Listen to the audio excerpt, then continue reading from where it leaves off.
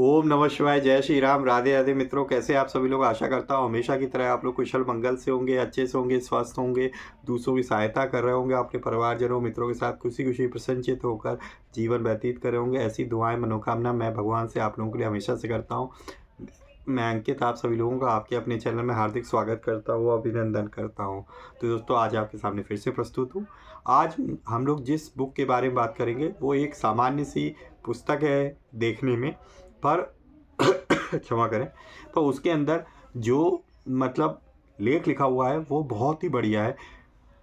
मतलब सामान्य जीवन में बहुत सारे अलग अलग धर्मों के लोगों के भी बहुत सारे प्रश्न होते हैं हमारे धर्म को जानने के लिए। ठीक है, हम लोग का धर्म क्या है? सनातन धर्म है, जो कि एक बहुत पुरातन जन्म है। कहते हैं कि जब हम लोग भी नहीं थे तब वहाँ से जो सृष्टि की स्टार्टिंग हुई, उसके बाद जब हम लोग आए तभी से ये जो है ना सनातन धर्म है। जब कोई धर्म नहीं था तब क्या था? सनातन था। तो वही है, मतलब सबसे पुराना। तो इस विषय में बात होती कि सनातन धर्म क्या होता है, ठीक है, क्यों है, धर्म क्या है, इससे क्या लाभ है, ठीक है, और इसको फॉलो करने से क्या होता है, पुराण क्या होते हैं, वेद क्या होते हैं, वेदांत क्या है, उपनिषद क्या है, ठीक है, इसके नियम कायदे कानून क्या है। तो इस तरीके से बहुत सारे अनन्य प्रश्न हैं जो कि एक हिंदू के भी माइंड में आते हैं, एक साधारण व्यक्ति के, और जो किसी दूसरे धर्म का भी व्यक्ति है उसके भी दिमाग में आते हैं कि भाई क्या है। क्योंकि बहुत सारे ऐसे व्यक्तित्व हैं समाज में जो जानना चाहते हैं दूसरे के बारे में, दूसरे के धर्मों के बारे में, दूसरे धर्म के लोगों के बारे में। ठीक है, ये कोई मतलब वो नहीं है कि दुर्भावना से। बहुत सारे लोग हैं जो आपसी सामंजस्य बनाने के लिए, आपस में मेल जोड़ बनाने के लिए एक दूसरे को, दूसरे के धर्म को जानना चाहते हैं। और मेरे ख्याल से यह अनिवार्य भी है कि अगर आप समाज में बहुत सारे तबके के लोग होते हैं, अलग अलग धर्मों को मानने वाले संप्रदाय में, तो उनके बीच में सामंजस्य बिठाने के लिए सबसे अच्छी बात है कि एक दूसरे के धर्म को पढ़ें और समझें, चिंतन मनन पठन पाठन। तभी आप एक दूसरे को न जान पाएंगे, और तभी, क्योंकि कोई भी धर्म है वो आपके पास हिंसा का मार्ग नहीं सुझाता, वो चाहता है कि अहिंसा के मार्ग पे चले और जो है मिल के इस समाज में रहे। ठीक है दोस्तों, ये बाकी के जो धर्म हैं वो बाद में धीरे धीरे हमारे पास बन गए हैं। कोई बात नहीं, सबकी अपनी अपनी इच्छा है, जो जिसको भी जाने, जिसको उसको माने, उसका ध्यान है। पर अंत में क्या है? वो परम पिता परमात्मा है, उसी के अंदर ही सबको विलीन हो जाना है, चाहे वो किसी धर्म का हो या कुछ। मेन मोटिव क्या है? कि उसकी आराधना करनी है, उसको मानना है, उसके अंदर हमें विलीन हो जाना, और इस जन्म मरण के बंधन से हमें मुक्ति मिलनी चाहिए। यह है। तो आज की दोस्तों पुस्तक है, ये भी पुस्तक हमारे पास जो आती है वो शास्त्री जी की है, प्रेमाचार्य शास्त्री जी की, जिनके माधवाचार्य शास्त्री और प्रेमाचार्य शास्त्री। ये जो पुस्तक है ये आपके पास माधव विद्या भवन की है, जो कि बहुत ही रेयर पुस्तक है। इनकी पुस्तकें अब मार्केट में आना बंद हो गई हैं। ये मुझे रेयरली एक्सोटिक इंडिया से मिली हुई है। उनके पास ऐसी वेबसाइट है जिसमें रेयरेस्ट मतलब अति दुर्लभ पुस्तक भी मोस्टली वहाँ पे मिल जाती है आपके पास। तो ये पुस्तक है सनातन हिंदू धर्म प्रश्नोत्तरी। तो जो भी हिंदू व्यक्ति है या और कोई भी धर्म का है, वो सनातन हिंदू धर्म को अगर जानना चाहता है, उसको करीब से एक छोटे छोटे प्रश्नों के उत्तर जानना चाहता है, तो वो इस पुस्तक को खरीद सकता है अगर उसे मिल जाए। और देख सकते हो आपके पास ये काफ़ी पतली पुस्तक है, मात्र 40 रुपये की है। अगर ये मिल जाती है तो इससे अच्छी पुस्तक कोई नहीं है। और साथ ही साथ इंटरनेट पे इसकी PDF भी अवेलेबल नहीं है दोस्तों। तो ये थोड़ा दुर्भाग्य की बात है कि अवेलेबिलिटी इसकी, तो अवेलेबिलिटी के मामले में ये सही नहीं है।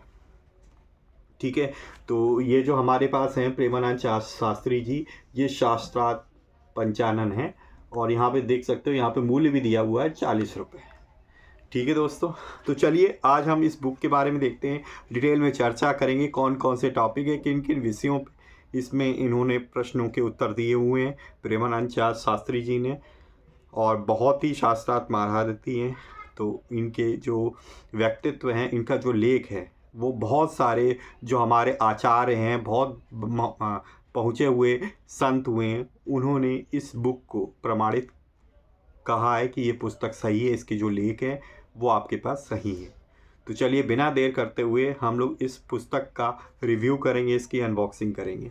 तो सर्वप्रथम हम लोग हमेशा की तरह क्या करेंगे, श्री गणेश जी का आवाहन करेंगे, जो हमारे प्रथम पूज्य नहीं हैं। तो वक्रतुंड महाकाय सूर्यकोटि समप्रभा निर्विघ्नं कुरु मे देव सर्वकार्येषु सर्वदा। जय श्री गणपति बप्पा मोरया। वक्रतुंड महाकाय सूर्यकोटि समप्रभा निर्विघ्नं कुरु मे देव सर्वकार्येषु सर्वदा। जय श्री गणपति बप्पा मोरया। चलिए स्टार्ट करते हैं। तो ये है दोस्तों पुस्तक हमारी आज की, सनातन हिंदू धर्म प्रश्नोत्तरी, जो कि इसके लेखक है प्रेमानंद शास्त्री, जो शास्त्रार्थ पंचानन है वो हैं। पीछे से भी आप लोग देख सकते हैं, और भी कई सारी पुस्तक आती हैं, जैसे क्यों है, पूर्वार्ध और उत्तरार्ध, ये 2 बुक आती है, जिसमें भी बहुत सारे प्रश्नों के उत्तर हमारे पास दिए हुए हैं सनातन धर्म से रिलेटेड। ये तो केवल छोटी सी है, ये माधव विद्या भवन की आती है, रेयरेस्ट पुस्तक है, अब इन्होंने निकालनी बंद कर दी है, दिल्ली का ही प्रकाशन है दोस्तों। आप देख सकते हो सिर्फ इतनी पतली ही पुस्तक है, ज़्यादा नहीं है। अब अंदर देखते हैं हम लोग। श्री हरि सनातन हिंदू धर्म प्रश्नोत्तरी संशोधित एवं परिवर्धित संस्करण, सनातन हिंदू धर्म के साहित्य और सिद्धांतों का प्रश्नोत्तर शैली में सप्रमाण परिचय। तो प्रमाण के साथ दिया है। लेखक है श्री प्रेमाचार्य शास्त्री, जो कि शास्त्रार्थ पंचानन है। धर्मो रक्षति रक्षिता, जो हट राखे धर्म को ते ही राखे करतार। प्रकाशक है माधव विद्या भवन। यहाँ पे देख लीजिए, सनातन हिंदू धर्म प्रश्नोत्तरी, हिंदू धर्म के साहित्य और सिद्धांतों का प्रश्नोत्तर शैली में सर्वांगीण परिचय। लेखक श्री प्रेमाचार्य शास्त्री, शास्त्रार्थ पंचानन, चतुर्थ संस्करण है, शरद पूर्णिमा 2066। और यहाँ पे मूल्य आप लोग देख सकते हैं दोस्तों, मात्र 40 रुपये। यहाँ पे भी प्रकाशक माधव विद्या भवन, मुद्रक है श्री किशन चंद प्रिंटर्स, पुरानी गुप्ता कॉलोनी, दिल्ली। अब यहाँ पे 2 शब्द कहे गए हैं, तो इसको भी जल्दी से देख लेते। शास्त्रार्थ महारथी श्री पंडित माधवाचार्य शास्त्री द्वारा लिखित 2 शब्द।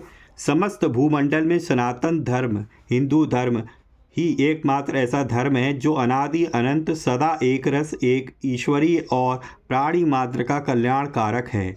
इससे भिन्न जितने भी धर्माभास हैं वे सब के सब एक दिन बने, एक दिन ना रहने वाले, नित्य परिवर्तित, मनुष्य कल्पित और प्राणी समूह के लिए अकिंचित कर रहा है। अतः वे धर्म किंतु पंथ, मजहब, रिलीजन, दल, फिरके, जत्थे या गैंग ही कहे जा सकते हैं। यह युक्तियाँ और प्रमाण से सुसिद्ध हैं। विश्व के सभी मनुष्य उन्हीं पूर्वजों के वंशधर हैं जो आदि सृष्टि से लेकर अरबों वर्ष पर्यंत सनातन धर्म के ईश्वरीय नियमों का पालन करते हुए अपने को कृतार्थ करते हैं। आज विश्व में बौद्ध, ईसाई और मुसलमान 3 बहुसंख्यक हैं, परंतु इतिहास से सिद्ध है कि तीनों मतों के प्रवर्तक 2.5 सहस्त्राब्दी से इधर के ही हैं। श्री बुद्ध जी को 2500 वर्ष हुए हैं, हजरत ईसा को अन्यून 2 सहस्त्र और हजरत मोहम्मद को 1450 वर्ष हुए हैं। यह सर्वसम्मत नग्न तथ्य है, परंतु सृष्टि को उत्पन्न हुए अन्यून 2 अरब वर्ष हो गए हैं। क्या उक्त मतों के प्रादुर्भाव से पूर्व अरबों वर्षों तक मानव समाज दयालु, ईश्वर से सर्वथा उपेक्षित और धर्म कर्म विहीन रहा? नहीं, प्रभु तो बड़े ही कृपालु हैं। जब भूमंडल पर मानव का प्रादुर्भाव हुआ तभी से उसके कल्याण का मार्ग भी परिष्कृत हुआ और उसी ईश्वरीय मार्ग का अपर नाम सनातन धर्म अथवा हिंदू धर्म है। वह सर्व मानव हितकारी सनातन हिंदू धर्म क्या है, उसकी रूपरेखा और आरंभिक आवश्यक ज्ञान कराने के लिए शास्त्रार्थ पंचानन श्री पंडित प्रेमाचार्य शास्त्री M.A. साहित्याचार्य स्वर्ण पदक विजेता ने जो यह सनातन हिंदू धर्म प्रश्नोत्तरी नामक लघु पुस्तिका लिखी है, वस्तुतः वह बड़ी उपयोगी सिद्ध होगी। इसके द्वारा सनातन धर्म की मान्यताओं का पाठकों को बहुत कुछ परिचय मिल सकेगा। पारामारिबो सूरीनाम दक्षिण अमेरिका की श्री सनातन धर्म दिग्विजय मंडल शाखा अपने क्षेत्र में सनातन धर्म का प्रसार करने के लिए सर्वात्मना प्रयत्नशील है। इस पुस्तिका से धर्म प्रचार में उन्हें बहुत सहायता प्राप्त होगी। पुस्तक के प्रथम प्रकाशक श्री पंडित लोकनाथ शर्मा अपनी वंश परंपरा से ही सनातन धर्म के प्रसिद्ध आस्थावान तरुण थे। वे ऐसे साहित्य के प्रसार में अहर्निश संलग्न रहते थे। उक्त पुस्तिका को प्रकाशित करके उन्होंने अपने धर्म को बहुत ही बड़ी सेवा की है। हम लेखक, प्रकाशक और पाठकों को आशीर्वाद देते हैं कि श्रीमन नारायण उनकी धर्म में आस्था दृढ़ करें। देखो, गीता जयंती पर ये निकाली गई है, माधवाचार्य शास्त्री। अब यहाँ पे हम विषय सूची को देखते हैं, जो कि बहुत ही इम्पोर्टेंट है कि क्या क्या इसमें दिया गया है, कौन कौन से विषयों पर। तो यहाँ पे देखिए, सनातन धर्म पहला अध्याय सनातन धर्म और हिंदू धर्म के बारे में दिया है। फिर साहित्य प्रकरण दूसरा अध्याय है, जिसमें वेद, उपनिषद, वेदांग, दर्शन शास्त्र, स्मृति, पुराण, इतिहास के बारे में दिया है। कुछ प्रश्न उत्तर हैं। और फिर तीसरा अध्याय है सिद्धांत प्रकरण का, जिसमें ईश्वर, अवतारवाद, मूर्तिवाद, मृत, श्राद्ध, वर्ण व्यवस्था, आश्रम व्यवस्था, तीर्थ और पातिव्रत के बारे में दिया हुआ है। फिर चौथा अध्याय मिश्रित प्रकरण का है, जिसमें संस्कार, सृष्टि, काल, नित्य कर्म, संप्रदाय, धर्म, स्कंद, गुरु दीक्षा, सनातन धर्म और संसार से रिलेटेड प्रश्न उत्तर दिए हुए हैं। तो ये टोटल 4 अध्याय हैं दोस्तों इसके अंदर। यहाँ पे चतुर्थ संस्करण की भूमिका दी हुई है।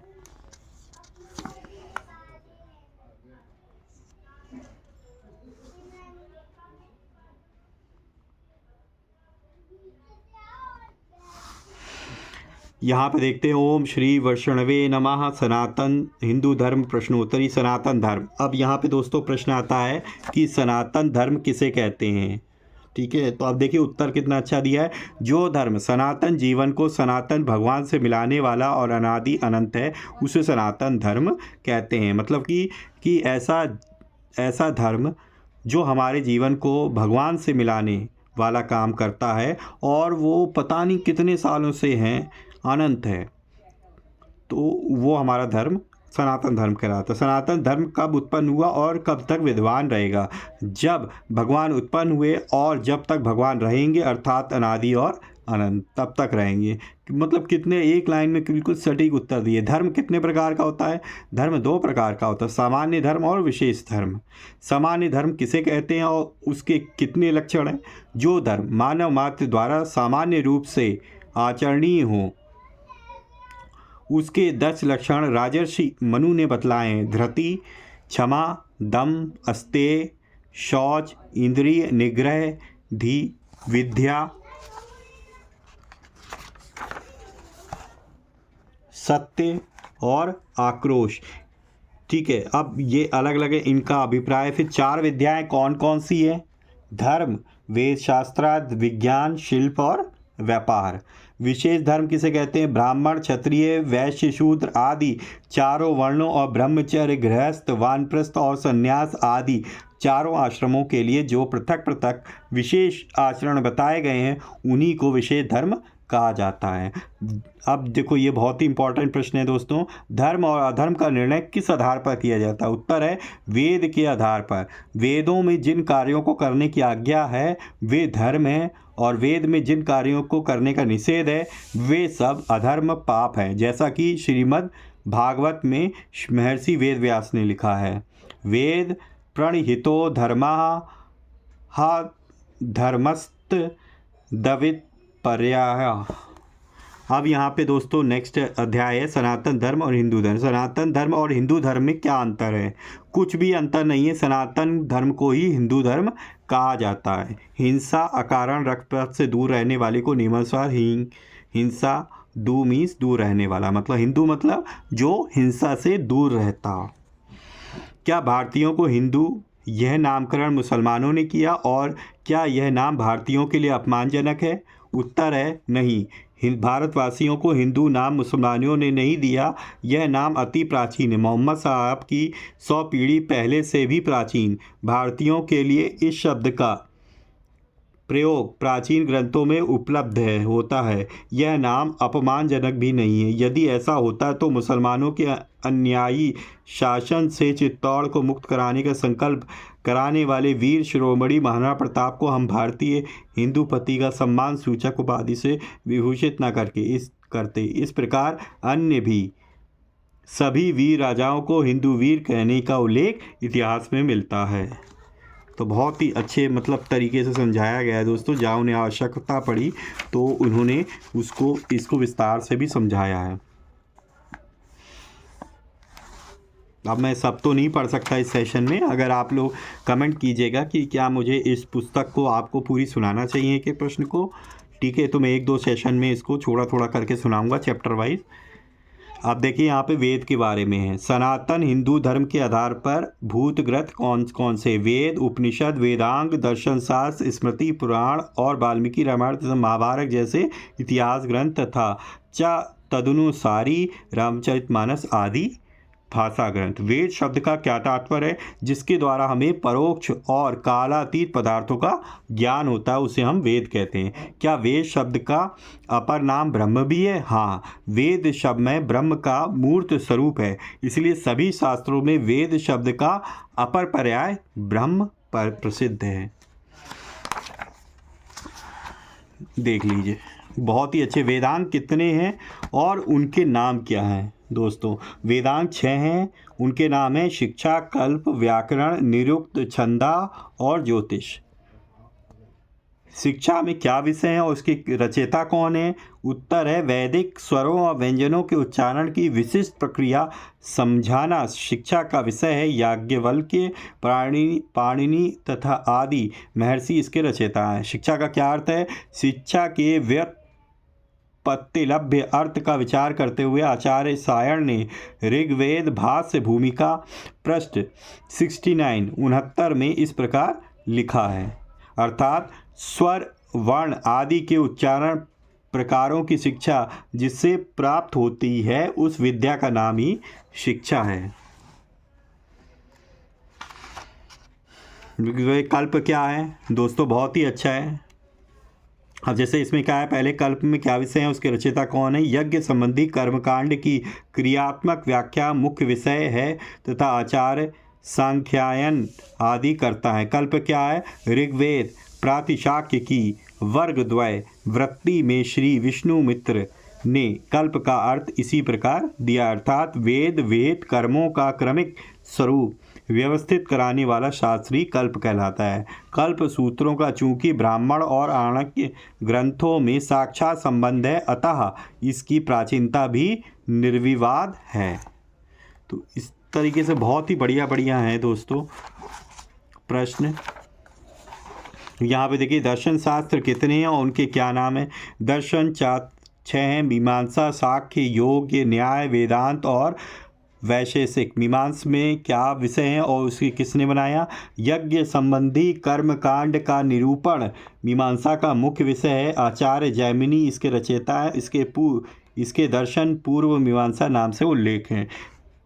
दर्शन शास्त्र में क्या विषय है और इसके रचयिता कौन है? प्रकृति और पुरुष का भेद बताना और सृष्टि के मूल तत्वों की चर्चा सांख्य का प्रधान विषय है और श्री कपिल देव इसके निर्माता हैं।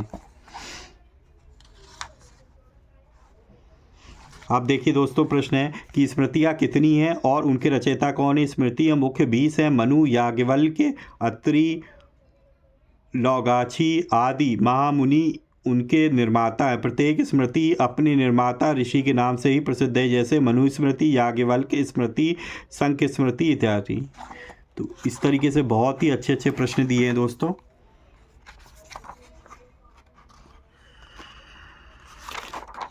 अब देखिए यहाँ पे पुराण है। पुराण किसे कहते हैं दोस्तों?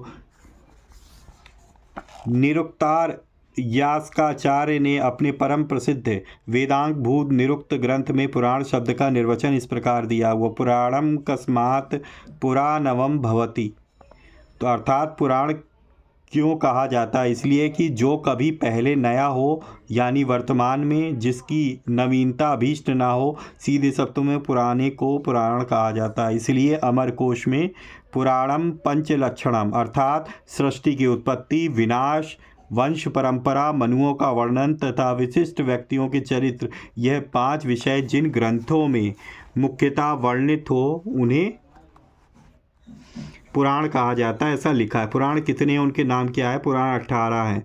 ब्रह्म, पद्म, विष्णु, वायु या शिव, लिंग, गरुण, नारद, भागवत, अग्नि, स्कंद, भविष्य, ब्रह्म वैवर्त, मार्कंडेय, वामन, वाराह, मत्स्य, कूर्म और ब्रह्मांड। पुराणों के रचयिता कौन है? श्री वेद व्यास महाराज जी क्या है, कौन है पुराणों के रचयिता? पुराणों में क्या विषय है? पुराणों में मुख्यतः 5 विषय: सृष्टि, प्रलय, ऐतिहासिक वंशावलियाँ, मनवंतरों की व्याख्या और विभिन्न वंशावलियों के प्रधान पुरुषों की चरित्र बताना।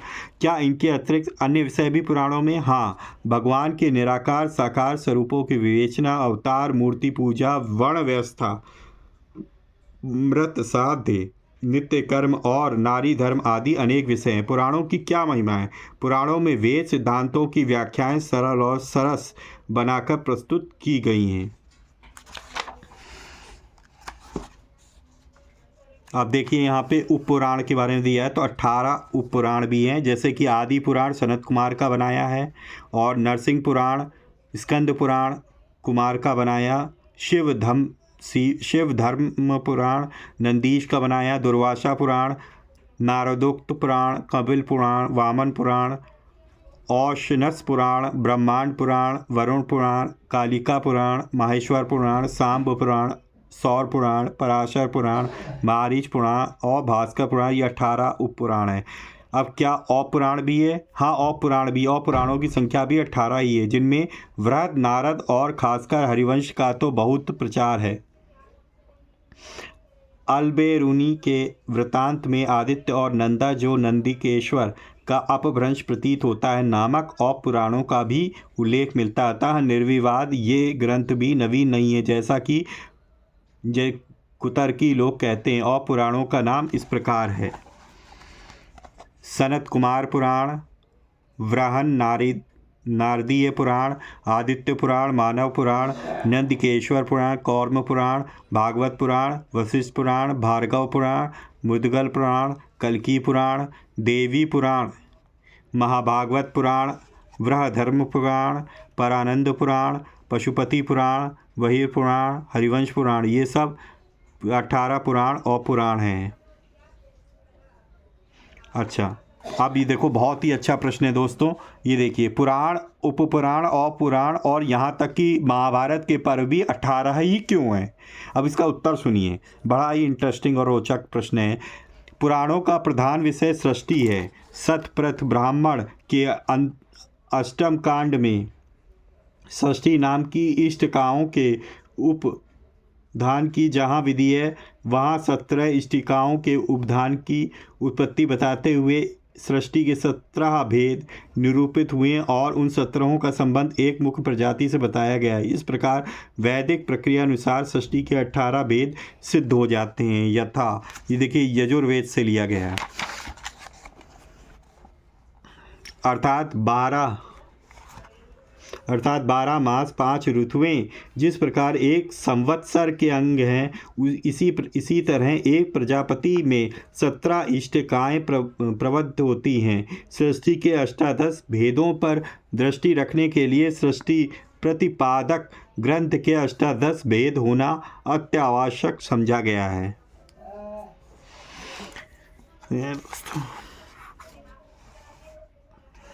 अब देखो प्रश्न है दोस्तों, बहुत ही सुंदर। क्या पुराणों की कथाएं अश्लीलता परक, असंभव अथवा वेदादिशास्त्र विरुद्ध है? कदापि नहीं। उत्तर है कदापि नहीं। ऐसा प्रतीत होने वाली समस्त कथाओं का संदेहाभास निवारण पूर्वक वास्तविक अभिप्राय हमारे विश्व प्रख्यात ग्रंथ पुराण दर्शन में पढ़िए।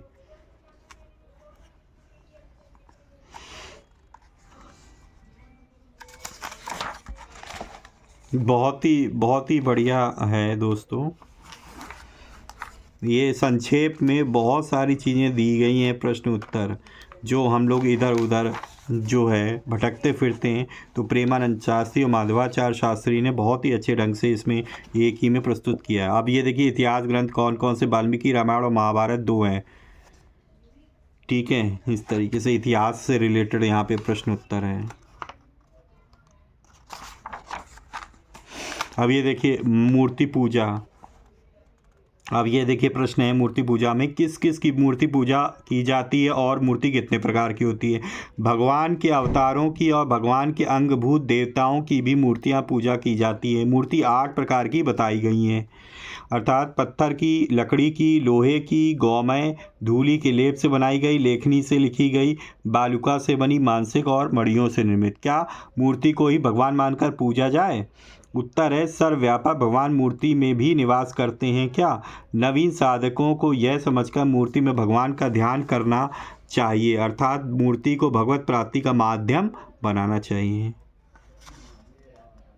भगवान जब संसार के सभी पदार्थों में व्यापक हैं, तब मूर्ति की पूजा का ही क्यों विशेष महत्व है? तो उत्तर बहुत ही अच्छा प्रश्न है दोस्तों। उत्तर है जैसे साधारण कागज और नोट के कागज में अंतर होता है, उसी प्रकार साधारण पत्थर और मूर्ति के पत्थर में भी अंतर होता है। जिस प्रकार साधारण कागज भी राजकीय मुद्रा से युक्त हो जाने पर नोट कहा जाने लगता है तथा मूल्यवान और आदरणीय बन जाता है, ठीक उसी प्रकार एक साधारण पत्थर में जब वैदिक मंत्रों के द्वारा विशेष रूप से परमात्मा की प्रतिष्ठा कर दी जाती है, तब वह भी मूल्यवान हो जाता है, अर्थात आदरणीय होकर मूर्ति कहा जाने लगता है। बहुत ही सुंदर एग्जाम्पल दिया दोस्तों। अब प्रश्न आता है, बहुत ही बढ़िया है, कि क्या वेदों में भगवान की मूर्ति बनाकर पूजने का विधान है? तो उत्तर है हाँ, वेद कहते हैं। ये उन्होंने श्लोक दिया अथर्ववेद से, प्रमाण भी दिया है दोस्तों। अर्थात पधारिए, इस पाषाण में विराजिए, यह पाषाण प्रतिमा आपका शरीर हो, सब दिव्य शक्तियाँ तुम्हारी अनंत आयु करें। देखो नेक्स्ट जो है, त्र्यंबके यजामहे, ये यजुर्वेद का है, अर्थात 3 नेत्रों वाले शंकर भगवान की मैं पूजा करता हूँ। देखिए अब ये फिर से एक श्लोक दिया हुआ है यहाँ पे अथर्ववेद से, अर्थात हे पशुपते, हे भव, तेरे मुख के लिए नमस्कार है, जो तेरी 3 आँखें हैं उनको नमस्कार है, तेरे त्वचा रूप दर्शन और पीठ के लिए नमस्कार है, तेरे अंगों उदर जिह्वा और मुख के लिए नमस्कार है, तेरे दांतों के लिए नमस्कार है, इत्यादि शताधिक प्रमाण है। अब दोस्तों मृत श्राद्ध से संबंधित जो प्रश्न आते हैं लोगों के मन में, वो है श्राद्ध किसे कहते हैं? अपने मृत पितरों की अक्षय तृप्ति के निमित्त श्रद्धापूर्वक जो ब्राह्मण भोजन आदि कृत्य कराए जाते हैं उन्हें श्राद्ध कहा जाता है। अब ये देखिए, ये श्राद्ध कल्प से लिया गया है प्रश्न। अब प्रश्न आता है दोस्तों, अपने जीवित माता पिताओं की यदि श्रद्धापूर्वक सेवा की जाए तो उसे श्राद्ध नहीं कह सकते? उत्तर है नहीं। श्राद्ध एक पारिभाषिक शब्द है जो मृत पितरों की तृप्ति के निमित्त किए जाने वाला विशेष कृत्य के लिए ही प्रयुक्त होता है। विवाह आदि संस्कार जैसे जीवित व्यक्ति से ही संबंध रखते हैं, मृतक से नहीं। उसी प्रकार कुछ शास्त्रीय कृत मृत प्रेत किंवा पितर से ही संबंधित होते हैं, वही कृत्य श्राद्ध का जाता है, तथा जीवित माता पिता की सेवा को श्राद्ध नहीं कहा जाता। श्राद्ध के कितने अंग? श्राद्ध मुख्यतः 4 कर्म प्रधान है, पिंडदान, तर्पण, हवन और ब्राह्मण भोजन। तो बहुत ही अच्छे प्रश्न दिए। फिर दोस्तों प्रश्न 2 आता है, विषय वर्ण व्यवस्था। ये भी बहुत अच्छा टॉपिक है। प्रश्न है, वर्ण व्यवस्था का क्या तात्पर्य है? उत्तर सुनिए, मनुष्य जन्म का ध्येय राष्ट्र और समाज के अभ्युदय में है। हिंदू संस्कृति में प्रत्येक मानव का राष्ट्र के प्रति कर्तव्य उनके जन्म से ही पूर्व निर्धारित कर दिया जाता है। इस कर्तव्य निर्धारण की व्यवस्था को ही वर्ण व्यवस्था अथवा जाति कहा जाता है। सनातन धर्म में कितने वर्ण माने गए, उनके नाम क्या है? वर्ण 4 है, ब्राह्मण, क्षत्रिय, वैश्य और शूद्र। ब्राह्मण के 2 प्रमुख कर्तव्य क्या हैं? ब्राह्मण के के सॉरी क्षमा करें, मुख्य मुख्य कर्तव्य क्या है। ब्राह्मण के 6 कर्तव्य हैं। वेद शास्त्र पढ़ना पढ़ाना, यज्ञ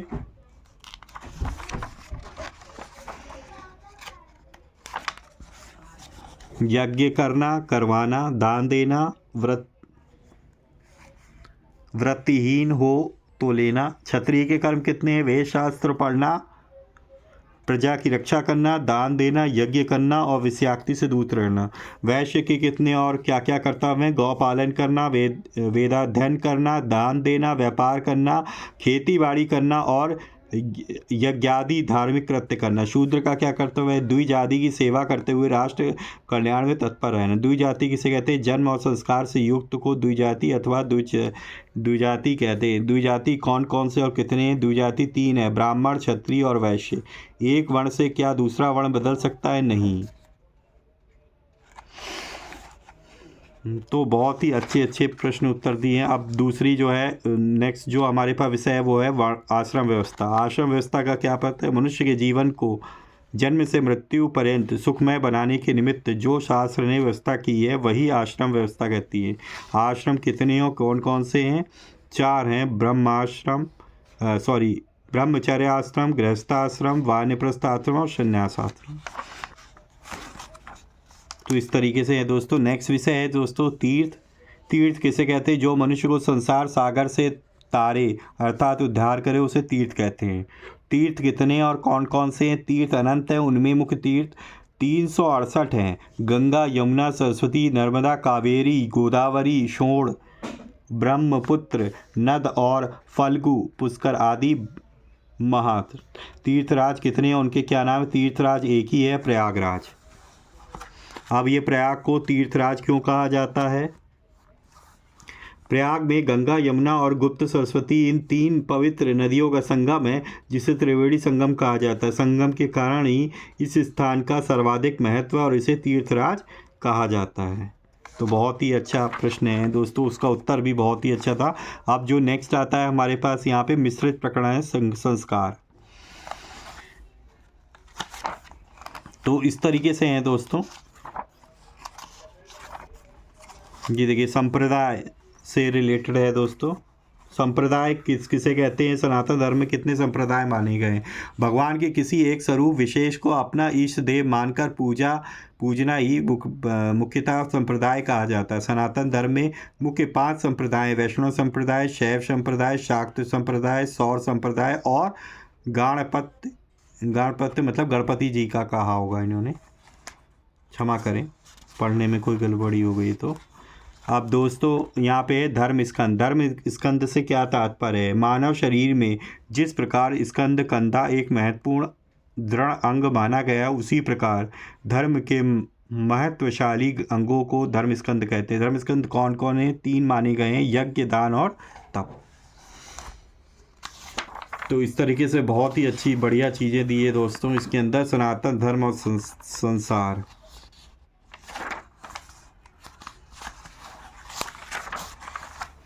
ठीक है दोस्तों, तो यहाँ तक है दोस्तों।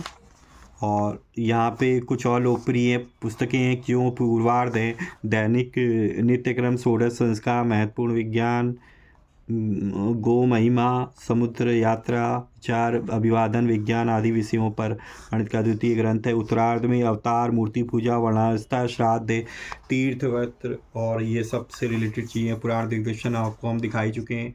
अगर आपने रिव्यू नहीं देखा तो जाके चेकआउट करिए वीडियोस में जाके। वेद दिग्दर्शन भी हमने कहते हैं पुराण में, पुराण से रिलेटेड जो भी हमारे पास लोगों के मन में प्रश्न चल रहे हैं उसका उत्तर दिया है। और कई लोग जो है पुराण को निरर्थक मानते हैं कि ये सब प्रमाणित नहीं है, तो उनका इसमें उत्तर दिया हुआ है। वेद दर्शन में वेदों के बारे में जो भी निरर्थक बातें चल रही हैं उनका उत्तर दिया है यहाँ पे कुछ और इनके प्रकाशन की पुस्तकें आती हैं, उनका नाम यहाँ पे और उनका मूल्य दिया हुआ है दोस्तों। तो अगर हम बात करें दोस्तों तो इसमें जो टोटल पृष्ठों की संख्या है दोस्तों वो आप देख सकते हो कि इसके अंदर 86 पृष्ठ हैं पूरे टोटल। तो ये पुस्तक थी दोस्तों हमारे पास सनातन हिंदू धर्म प्रश्न। तो ये थी दोस्तों आज की पुस्तक सनातन हिंदू धर्म प्रश्नोत्तरी। तो हर एक हिंदू भाई को ये पुस्तक ज़रूर पढ़नी चाहिए। अगर दूसरे धर्म का भी है और वो भी सनातन हिंदू के धर्म के बारे में मान लो जानने का इच्छुक है, तो वो व्यक्ति भी, वो भाई भी इसको पढ़ सकते हैं। भाई या बहन कोई भी पढ़ना चाहे इसको पढ़ सकता है। बहुत ही अच्छी है, पतली पुस्तक है। 40 रुपए की अगर आपको मिल जाती है तो बहुत अच्छी बात है, क्योंकि रेयरेस्ट पुस्तक है, बहुत मुश्किल से ही आपको मिलेगी। ठीक है दोस्तों, तो अगर आपको वीडियो अच्छी लगी हुई है तो प्लीज़ वीडियो को लाइक करना ना भूलें, और जो भी आपकी राय हो, कमेंट हो कि आप मुझे इसे पूरी पढ़ के आपको सुनानी चाहिए तो कि नहीं सुनानी चाहिए, दोनों ही बातें हैं। आप इस हमें कमेंट बॉक्स में ज़रूर कमेंट करें दोस्तों, ठीक है। मैं सभी का उत्तर देने की हमेशा कोशिश करता हूँ दोस्तों, और मोस्टली हमारे पास देता भी हूँ मैं। ठीक है दोस्तों, तो वीडियो को लाइक करें और ज़्यादा से ज़्यादा अपने परिजनों मित्रों के साथ ज़रूर शेयर करें, ताकि वो भी कुछ इन्फॉर्मेशन प्राप्त कर सकें, नई नई चीज़ें ज्ञान प्राप्त कर सकें। क्योंकि मैं इसी तरीके के बुक के रिव्यूज़ करता रहता हूँ, जो हमारे सनातन धर्म के जो ग्रंथ हैं और पौराणिक कथाएँ आप लोगों को सुनाता रहता हूँ, रहस्यमयी कथाएँ। ठीक है, अगर आपको इस तरह की कंटेंट देखना पसंद है, आप पहली बार मेरे चैनल पे आए हैं, तो आप सही चैनल पे आए हैं। आप मेरे चैनल को सब्सक्राइब कर सकते हैं, बेल आइकन को ज़रूर प्रेस करें, ताकि लेटेस्ट से लेटेस्ट वीडियो की इन्फॉर्मेशन आप तक पहुंच सकें। ठीक है दोस्तों, तो इसी तरीके से भगवान की भक्ति करते रहिए, अपने परिवारजनों मित्रों के साथ खुशी खुशी होकर प्रसन्नचित जीवन व्यतीत करिए। ठीक है, और हमेशा की तरह याद रखिए क्या करना है आपको। जी हाँ, किसी न किसी एक पर्सन की हेल्प ज़रूर करनी है। ठीक है दोस्तों, तो इसी तरीके से मिलेंगे किसी और वीडियो में। तब तक के लिए जय श्री राम, राधे राधे मित्रों।